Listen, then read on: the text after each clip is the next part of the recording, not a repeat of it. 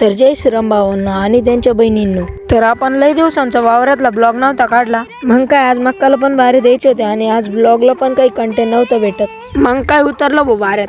मक्कात बारे द्यायचं म्हटलं की लय मोठं टेन्शन राहतं. एवढ्या मोठ्या गव्हाळात बारे द्यायची राहते. मक्कात बारे द्यायचं म्हटलं की दुसरं एक मोठं टेन्शन राहतं, ते म्हणजे कधी मक्कामध्ये जाऊन मक्कातली बारे पाहावं लागते, कारण की ते फुटू नये म्हणून पाहायला जावं लागतं. पटक्यात असं बारं पाहून यावं लागतं आणि लगेच बारं पण द्यावं लागतं. असं पटक्यात बारं देऊन दिलं, कळलं की पाणी कमी झालंय. मग काय भाऊ पाण्याकडे येऊन बघतो तर पाणी तर आणखीच खूप कमी झालं होतं. मग काय निघालो भाऊ मोटर बंद करायला. मोटर बंद करायला जाताना पण खूपच ऊन लागत होतं. मग काय आलो भाऊ विहिरीवर. ही आपली विहीर आणि ही आपली पेटी. सर्वात पहिले पेटी वगैरे खोलून घेतली, त्यानंतर ॲटो बंद केला आणि मग स्टार्टर बंद केलं. ही बघा ही आपली विहीर, किती पाणी खाली गेलं होतं बघा. मोटर वगैरे बंद करून आलो भाऊ घरी.